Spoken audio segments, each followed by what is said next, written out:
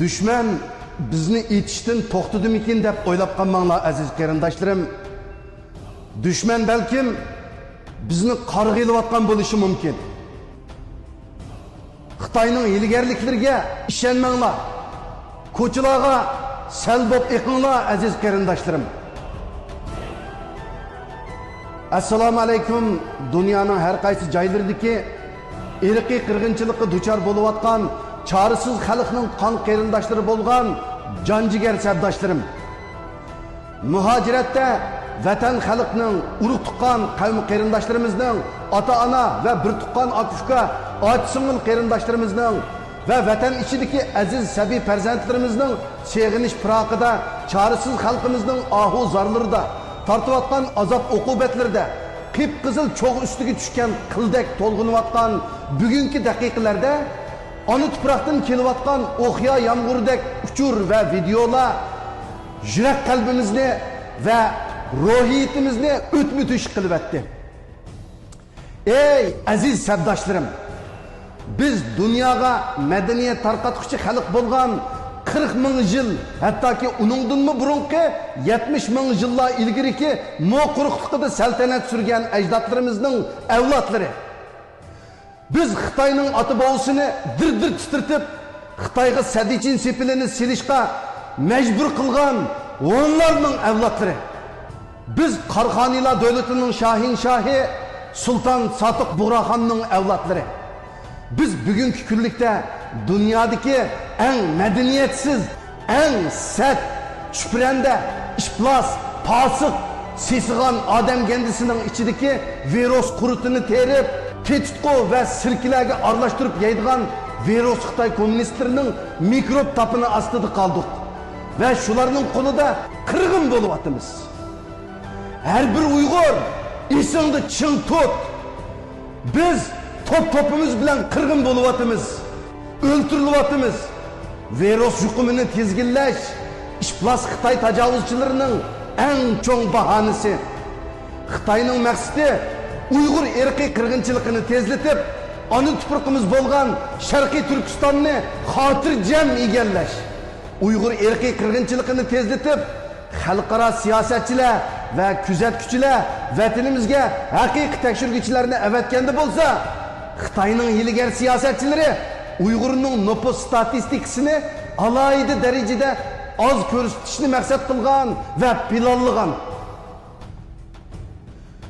Agar xalqaroliq tekshiruvchilar vatanimizga kirib, Xitoy tarafidan o'ltirilgan Uyg'urlarni nomi sharifi va pokiti bilan izlaganda bo'lsa, g'oyiblarni yuqum sababidan o'lgan demoqchi.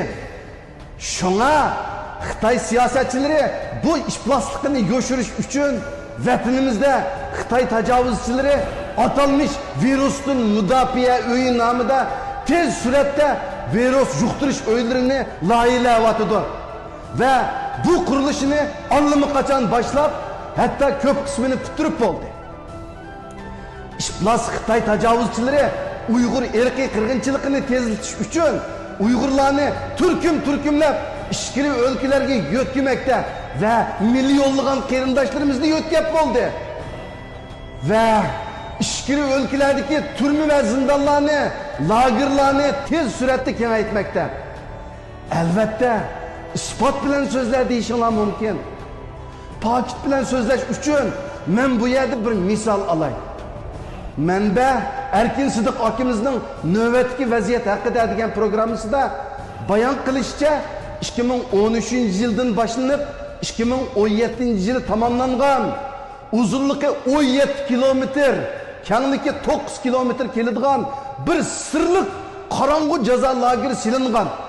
Bu jazo lageriga faqat turkumlab qirg'in qilish maqsadida Uyg'urlarni solash planlangan ekan.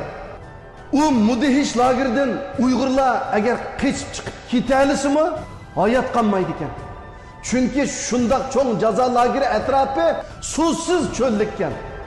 U dahshatli qo'rqinchli lagerga 300 mingdan 1 milliongacha Uyg'urlarni solash planlangan ekan. Ana tuproqimiz Sharqiy Turkistonda hozirgi daqiqalarda Uyg'ur irqiy qirg'inchilikka maqsad qilingan turma va jazo lagerlari zor ko'lamda kengaytirilmoqda. Uningga qanoat qilmagan Xitoy marazlari Uyg'urlarga o'z uylarini turma va qabristonlikqa aylantirmoqda. Ana tuprog'imiz Sharqiy Turkistondagi Uyg'ur erkiy qirg'inchiligini dunyo ko'rib turibdi va muhojiratdagi Uyg'urlar ko'rib turibdi. Jumladan butkul Sharqiy Turkistonlik qarindoshlarimiz o'z ko'zinglar bilan ko'rib turibsizlar va ko'rib turibmiz. Shundaqla vatanimizning G'ulji shahridagi naq maydon erkiy qirg'inchiligini dunyo ko'rib turibdi. Uyg'ur erkiy qirg'inchiligining to'xtatilishi uchun ko'ngil bo'layotgan davlatlarga va siyosatchilarga ko'pdan ko'p rahmat aytamiz. Ammo qisman Xitoyparast siyosatchilar Xitoyning yuqum sababli o'z o'ylariga band qilinish dardini tortyapti-ku deyapti. Xitoy dunyoga o'z xalqini o'z o'ylariga band qilayotgan ko'rinishlarni taratqularda darajadan tashqari ko'p taqitib ilgirlik planlarini şahmışah icra kılıbatıdı. Ameliyatı bolsa Uygurlarını jiltizden kırıp tügütüş rezil suikast planını planlabatıdı.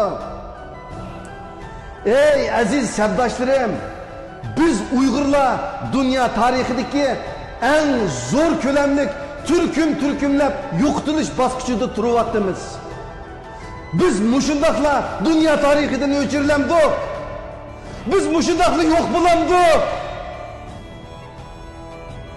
Ümitsiz gaplarni qilma deydigan qarindoshlarım, sizlar dunyoda soxta umid bilan yashamsizlar. O'zimiz aldab yashamdi. Sunniy umidning qo'lidan qirg'inchiligimizni to'xtatish kelamdi. Hatto ba'zi qarindoshlarimiz vatanda bo'layotgan Xitoy zulmi to'g'riliq videolarni ko'rishga jasorat qilolmaydi ekan. Ey, erkin dunyoda yashayotgan azizlarim, hech bo'lmasa qandoq tariqada qirg'in bo'layotganliklarini bilishni xohlamamsizlar? Ey azizlarim, qani sizlardagi Uyg'urlik jasorat, qani sizlardagi Uyg'urlik ruhi, qani sizlardagi botirlik. Tova qildim. Xitoy jallotlari suyunlik shahar G'uljini umumyuzlik qamal ostiga olib bo'ldi. G'ulji shahriga rahimsiz harbiy ta'lim olgan Xitoy jallod askarlarini yo'tkab bo'ldi. Ana tuprog'imizning boshqa shaharlarini Xitoy jallod askarlari bilan qamal qilishni tez surat bilan kengaytiryapti. Chorsiz Uyg'urlarning ish deriza va darvozalari cho'ng mixlar bilan mixlanyapti va to'q poyatlar bilan poyatlanyapti. Chorsiz xalqimiz uchun illiq bo'lgan o'z uylari, illiq oilalari endilikda qorong'u go'rga va zindonlarga aylanyapti. Shu uylar ichida turkumlab narisiydilar, ocharchilikdan ochiq ingrab jon beryapti. Ota-onasi uchun e'tibor bo'lgan qiz yigitlarimiz tush ko'rib qora bosgandek ingrab bu rahimsiz dunyoga norozi holatlarida qadrlik ve issiq jonlardan mangu ayrilyapti. Ko'z qarchuqlarda qandaqdir bir izdash ketib kelyapti. Acaba vaqtsiz to'zgan shu sabiylar va chorasiz xalqimiz, shu qarchug'i ketib qolgan shehidlarimiz muhojiratdagi qandoshlaridan nimani kutayotgan bo'lg'iydi? Qandoq ishonchlarda bo'lgan bo'lg'iydi? Nimalarni izlagan va umid qilgan bo'lg'iydi?